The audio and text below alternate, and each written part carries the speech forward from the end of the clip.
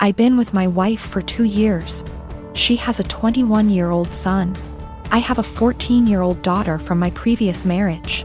My late wife passed away in 2014. She left a few things for our daughter, including a gold jewelry set. Her mom was devastated she didn't get to gift the set to our daughter on her wedding day. I keep it in my closet since it's expensive and my daughter is too young to have it. I'll hopefully gift it to her on her wedding. We were sitting in the kitchen when my stepson was hesitant to ask me something. We're in good terms but have our fair share of arguments. He said his fiancée was taking something from his mother's and my closet, saw the jewelry set and liked it very much. He asked if he could borrow it so his fiancée can wear it at her cousin's wedding. I found this unacceptable. I told him his fiancée had no business being in the bedroom and that the jewelry isn't mine. It's for my daughter. He asked me if my daughter will agree to let him borrow it if he talked to her. I told him not to even talk about it again. He got all pissed and said things I do not remember. When he and his fiancée were at the wedding, I discovered that the jewelry set was gone. I told my wife and we looked all over the house. I called my stepson to tell him about calling the police because I really thought someone stole the set. He said there was no need, that he borrowed it and will return it after they get back from the wedding. I yelled at him and told him to come back with it right then. I kept calling him till 12 a.m. when he told me to stop calling and that he'd bring it in the morning. I couldn't sleep that night. I felt terrible. In the morning he showed up at 10 a.m. He didn't bring it and started stalling, saying he forgot he'd bring it the next day. At this point it was clear he gifted it to his fiancée and was stalling. I got so mad I told him I will be pressing charges if he doesn't return the set today. We got into an argument. My wife said his fiancée was the one who wanted the jewelry set. But he was the one who took it and it's not even mine, it's my daughter's, which made it worse. Because I'm responsible for whatever happens to it. His grandparents berated me after I told them this and got mad and defended him when I said that I will be pressing charges. He stole and needed to be responsible for his actions. He didn't respond to my final calls, so now I've given him one last chance, and it's over. I pressed charges today. They're saying calling the police was extreme and cruel. They're all convincing me to back down. He was replying to me sarcastically when I said I'd get the authorities involved, and he didn't take me seriously. His mom said she tried to talk to him, but I had enough of him stalling, hoping I'll just let it go, so he can make his fiancée happy. I feel like an irresponsible idiot. I can't even look at my daughter without feeling frustrated and infuriated. I'm hurt, but what's worse is that this is my daughter's property that I couldn't take care of. My wife allows them into the room, although I told her not to several times. They're not kids and there should be some boundaries. My dad died and I'm scared my family won't get along. So yesterday after my dad comes home he eats what my mom made for him. Eggs and Spam. To be clear, he has a pre-existing medical history of high blood pressure and gout.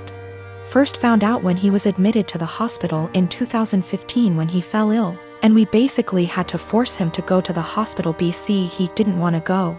He was put on medication since, with changes to them maybe a year or so ago. So back to when after he ate. My half-sister heard a thud around 740-ish and told me to check. She thought maybe my parents are arguing. I go down and see my dad on the kitchen floor, my mom behind him a few feet away, and I hear him snoring. I ask my mom a question, get worried, run back upstairs and knock on my sister's door. She calls my other sister and also tells me to stop wasting time, call 911.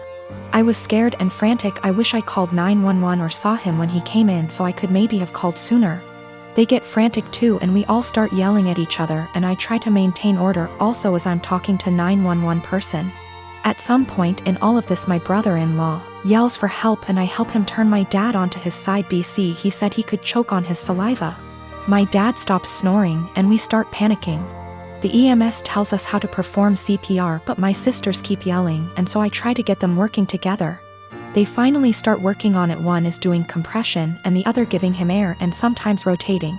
Fire department and ambulance gets here and they start doing the same thing but also have defibrillators, and honestly, I'm just in shock still. It was maybe 8:03 p.m. when they came or so, I don't remember, it's all a blur. I checked my phone for timestamp, but I called twice so I forgot when original call was placed. They called it at 8:50 p.m. and I just began to lose it. My aunt comes and my sister is trying to call my dad's work to let his bosses know. We talk about how we want my dad's arrangements and agree on cremation. We don't have the money for anything else, but also my sister wants the remains.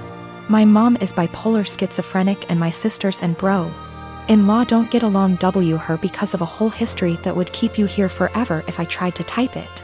My dad was a bad person, but he still chose us and tried his best to provide regardless of his fallacies. He had my mom's back too, saying he wouldn't kick her out or place her in a mental home. My sisters kinda want that, I think, but I'm scared to talk about it. My mom is okay sometimes, but also acts up of her mental illness sometimes, and my dad and I were her constants regardless of what happened. My mom is old and still wants to benefit from some social security services that my dad had, but my sisters and I think we should get a majority control of his account. There's a lot of renovations to be done. He ignored upkeep of the house for a number of years, example, the roof. My mom is not very sad about the ordeal. She had a long history of mental abuse from my dad and I understand, but we for some reason stayed together. How to move forward except for one moment at a time, and I'm still waiting for funeral home to come pick up his body. It's 8:13 a.m. now, been waiting since night before. And I have been crying, but also I can't sleep, and I'm sorry if this doesn't meet guidelines. I just need to vent. Even though I told a few friends, I'm still in disbelief. How this will moving forward. I believe it can though. But it's hard to stay positive. In the past month, my older brother's fiancée left him. This meant he lost his house because the home they lived in was in her name. He lost his vehicle because what he was driving was her old car. He also lost his job because he was so focused on his breakup that he was constantly making mistakes. He moved in with our parents, who live about 5 minutes away from my husband and I. I do have a lot of sympathy for him. He literally has nothing, no home, no car, no job, no relationship. The problem is, this is third time this has happened to him.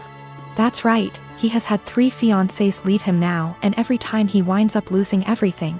He has had 2 cars impounded because he gets so upset over his breakups he loses his job and can't make payments on his vehicles. My parents and I have bailed him out of these situations every time. I even paid off his back payments on his car, paid for his dog's vet bills, and paid some of his rent before. My parents and I have literally spent thousands of dollars trying to help him. Each of the past 2 times he winds up moving back in with my parents, who are in their late 60s. While we pay for everything for him, whenever he goes through a breakup he becomes a total jerk. He spends every weekend with his friends out camping or vacationing. How he pays for it I have no idea. After the second fiancé he took a trip to Fiji with his friends but couldn't afford to pay his rent. He mostly ignores me unless he needs money, which, during this breakup I am refusing to help him out at all. The worst part is he treats my parents like garbage. If they ask him questions like, "Have you been looking for a job?" he will yell at them. He has no problem eating the food they provide for him and living in their house rent and utility free. And driving my mom's brand new car, which she got because he totaled her last car, but makes them absolutely miserable. My mom told me he will yell at them, call her stupid, trashes their house, sleeps all day, and leaves the care of his dog up to them. Every time I see my mom lately it's obvious that she's been crying. The most recent event took place on Sunday. In an attempt to get him out of the house for a while I offered to take him out in our boat. He seemed super excited about it, and when he's excited he can actually be a lot of fun to be around. He tells me he's hanging out with friends but will be back in town Sunday afternoon. Sunday afternoon rolls around and he's nowhere to be seen. I get a text around 6 p.m. that he's decided to go to a local tourist destination with all his friends. They are going to tube down a river. I'm bummed because I was honestly looking forward to it, and because my brother has once again chosen his friends over his family. But it's whatever, I honestly don't rely on him for anything, so it's not that big of deal. But then I find out he's driving my mom's car and she has to be in her office early Monday morning. Then the peaceful protests in our town turn into full-on riots and my brother is still not home. At this point he can't get home because they've blocked off access to our town, so he just stays with his friends, and I wind up taking my mom to work. My dad tries to talk to my brother on Monday about how irresponsible he was and my brother just yells at him, and then locks himself in my parents' basement for the rest of the day. My parents are miserable. They want to help and have always said they will do anything for us kids. But they are just enabling my brother every time they bail him out. My dad has major health problems that are being exacerbated by the stress my brother is causing. My mom has a history of severe depression that I see her slipping back into the longer my brother is with them. I'm really close to my parents and they are usually very fun people.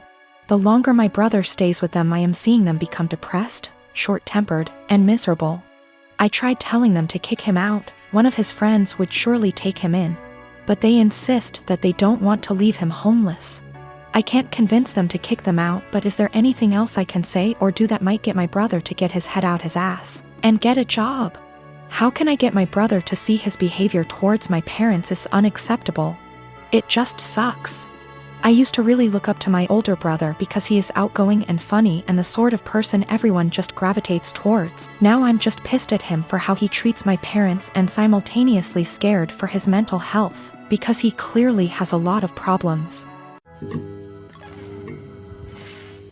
My brother-in-law, Sammy, lost his home shortly after his divorce 10 months ago. He moved in with us and brought his twin daughters, Olivia and Sloane 18, with him a couple of months ago. His sister, my wife, and I have one daughter, Zoe 16, and she and her cousins aren't close but get along fine. Olivia and Sloane have no respect for Zoe's privacy, none. They used to walk into her room and take everything they get their hands on. Makeup, phone accessories, clothes, school laptop, etc. Zoe complained a lot and I've already asked the girls to respect Zoe's privacy and stop taking things. My wife and Sammy saw no issue with this. After all, they're girls and this typical teenage girl's behavior. I completely disagreed. Last straw was when Zoe bought a $60 M.A.C makeup kit that looks like a paint set that she saved up for over a month, and one of the girls, Sloane, took it without permission and ruined it by mixing shades together while using it. Don't know much about makeup, but that's what Zoe said when she found the kit on her bed, and was crying. I told my wife and she said she'd ask Sloane to apologize, but I got Zoe a lock after I found she was moving valuable belongings out the house because of this incident. Sammy and his daughters saw the lock and weren't happy. The girls were extremely upset. Sammy asked about it and I straight up told him. He said, "My daughters aren't thieves.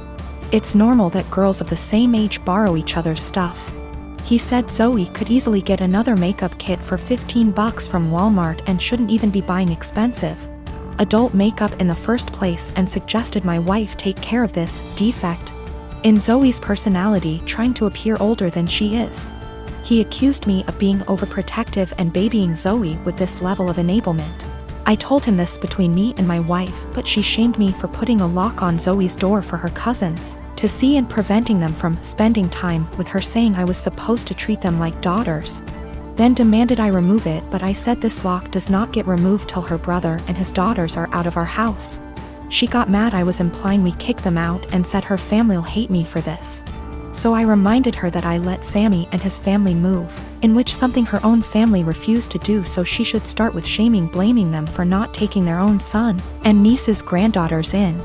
If it wasn't for her family's unwillingness to help, we wouldn't be dealing with this much disturbance at home. Everyone's been giving me and Zoe silent treatment and my wife is very much upset over this.